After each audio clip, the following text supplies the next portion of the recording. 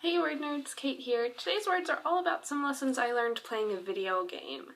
Now, some background before we start. I didn't grow up playing video games like a lot of kids. My family didn't have really any sort of gaming console until I think high school, and then we got a Wii, and so we had like the sports games and the party games. So not like actual video games, in my opinion at least. So I have two older sisters, and at the end of the summer my middle sister and I went on a road trip to visit my oldest sister and her husband. Side note, what do you call your middle sister? Because I don't want to always call her the middle sister because that just sounds weird, but like, what else do you call her? I don't know. So anyway, we took a road trip up to visit my oldest sister and her husband, which was a lot of fun. And my brother-in-law is a very big gamer, so while we were there I asked him if I could play one of his games because, you know, it's something I've always been curious about but never really had a chance to do. So I asked him if he had one that was easy and didn't require a lot of shooting people because A, shooting people's not nice, and B, I'm not exactly coordinated.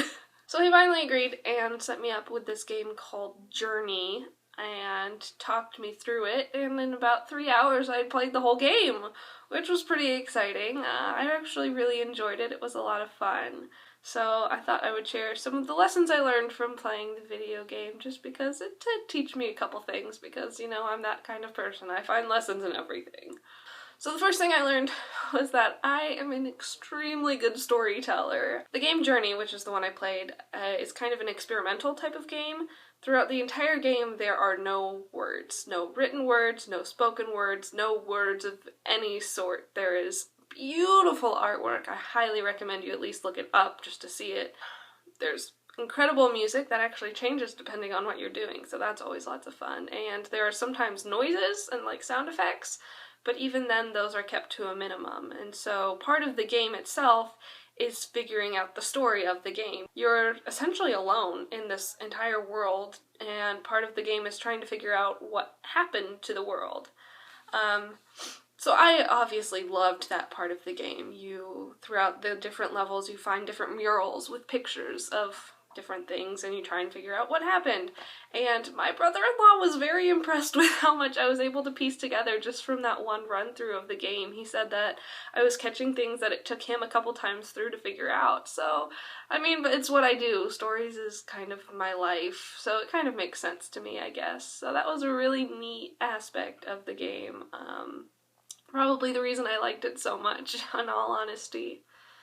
Second lesson I learned was that it doesn't matter if I'm actually a person or I'm a virtual person, I am still extremely uncoordinated. I mean, literally through the game, the only thing I had to do was walk, and sometimes jump or float, and I still managed to fall over and to run into things and like get stuck in corners. I don't know how it happened, but you know, it did.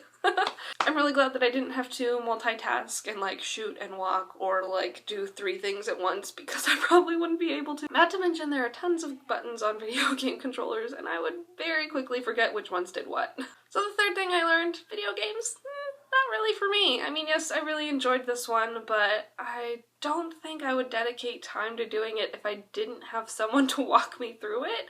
All in all, it took me about, I think, 3 hours to get through the whole game, and that was with my brother-in-law sitting right next to me telling me exactly what to do. If I had to take the time to figure it all out on my own, I probably wouldn't make it very far, and I would quickly lose patience and just quit.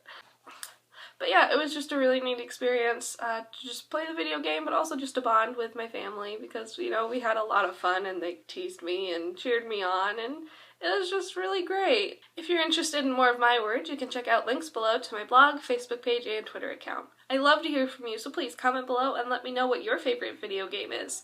Don't forget to like and subscribe, and you will see me next time, word nerds.